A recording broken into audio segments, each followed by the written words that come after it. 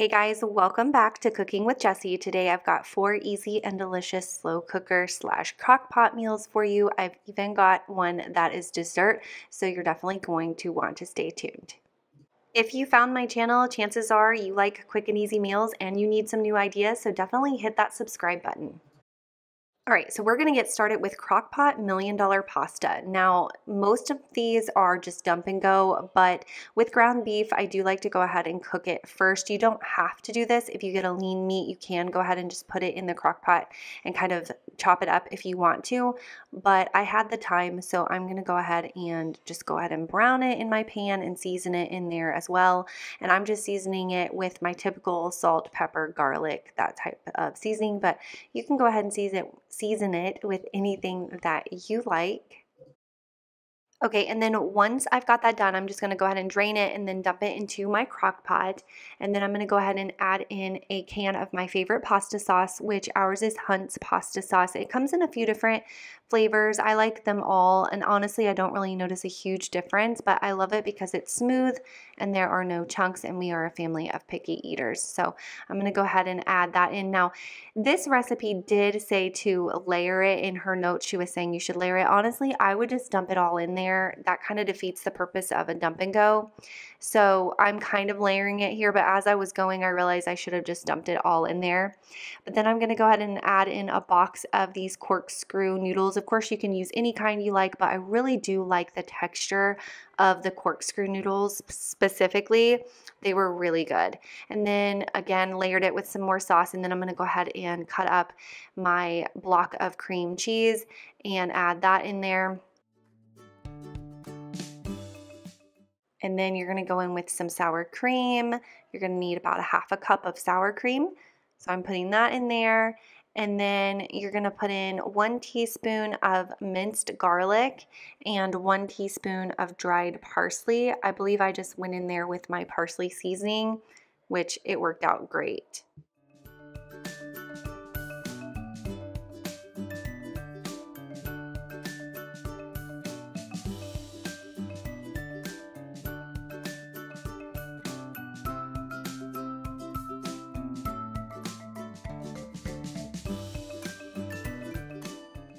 And then the recipe called to take the jar of pasta and fill that up with water and then add that to your crock pot.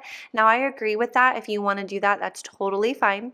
But something that I have found recently that works way better than just plain old water and adds so much flavor is to actually go in with chicken broth. Even when it's these tomato-based pastas, chicken broth will add so much flavor. So if you need water, you can replace it with some chicken broth.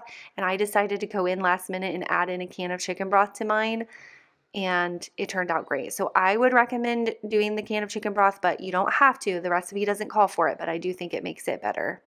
So you are going to want to cook that on low for about 3 to 4 hours, and then you're going to go in and add your cheese. You're going to do mozzarella cheese on top, pretty much the entire bag, but of course just put as much cheese as you think you would like, but you know, if you've watched any of my videos, you know we love cheese here. And then you're going to cover it and cook for an additional 15 to 20 minutes or until that cheese is melted. And then you can sprinkle a little bit more of your parsley on top if you want to, but you don't have to, and I didn't. And this is what it looks like. Now, I do want to put in the notes for this that I personally would put everything in there but the pasta, and put the pasta in that very last hour, and it would be a little bit better texture, but it still turned out amazing.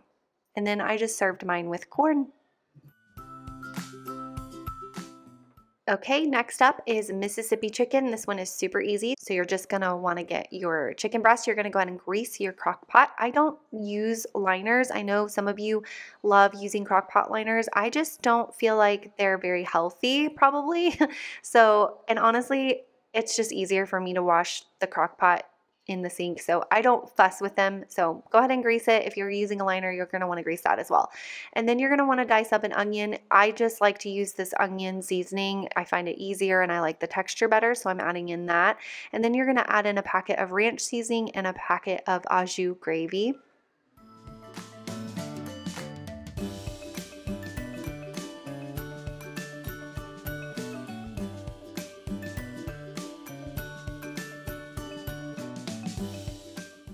Okay, and then you're going to get your pepperoncinis, and it says to add about 8 to 10. Of course, add as many as you think. This is mostly just for flavor. However, if you love pepperoncinis, you could eat them. I don't, but I like the flavor, so I went ahead and put those in there. And then you're going to add in some of the juice from the jar. You're going to add in about, you're just actually going to pour just whatever you want in there because the recipe doesn't actually say. And then you're going to take a stick of butter. I went ahead and cut mine up, and you're going to put that in there on top as well.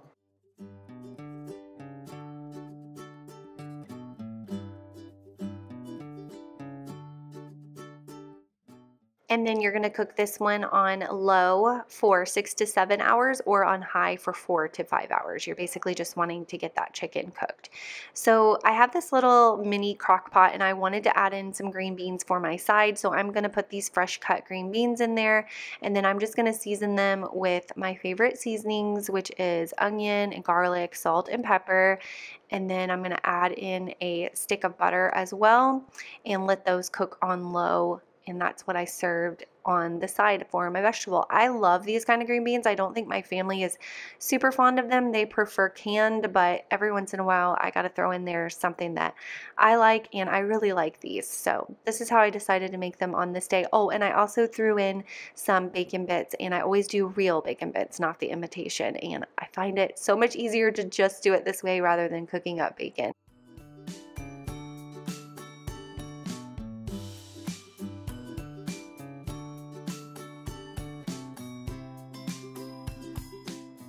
So as you can see, that looks delicious. If your mouth is not watering, then I don't know. But this was so good. Of course, I served it with some Bob Evans mashed potatoes and those green beans, and super quick and easy.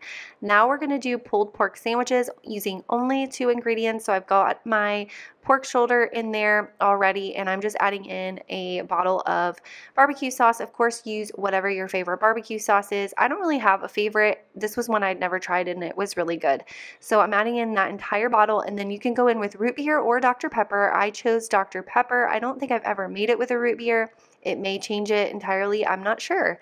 But I'm pouring in that entire bottle, except for I always say you have to have a sip or the recipe won't turn out. So at the very end, I took a sip. Actually, it was at the beginning, not the very end. Before I poured it in there, I took a sip. But you're going to put that on low for 8 to 10 hours. And then I just served ours on regular hamburger buns with sweet potato fries. But these are also amazing on Hawaiian slider buns.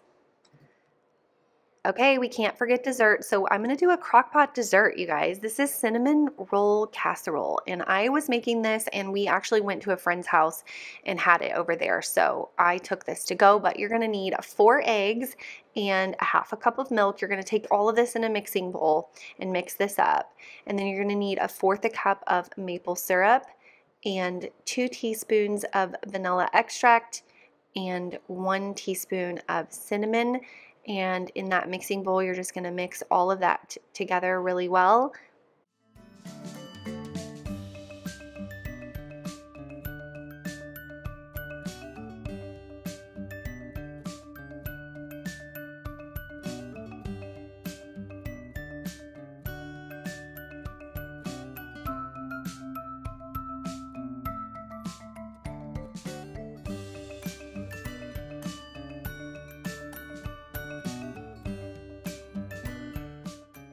Okay, so now that you have that mixture mixed up, you're going to go ahead and get a cutting board. You're going to take 2 cans of cinnamon rolls. I love the Pillsbury cinnamon rolls.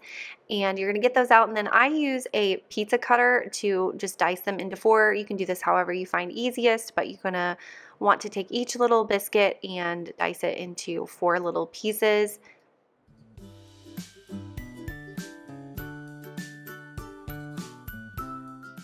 You do want to grease your crock pot for this, so you're going to do that, and then you're going to put in all your little diced pieces of your cinnamon roll and then kind of spread them out evenly on the bottom, and then you're going to add in that mixture that you just mixed up over top, and you are going to want to stir that all together and make sure it's coating all of the cinnamon rolls really well.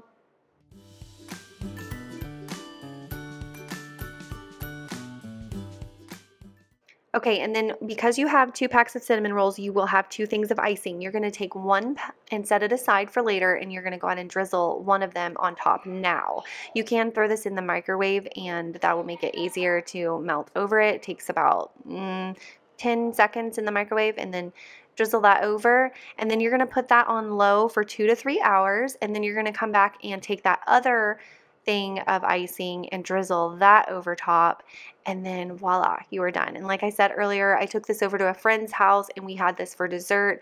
It was so, so good. So I hope you guys enjoyed today's video. Don't forget to hit that thumbs up and subscribe, and I will see you in my next video.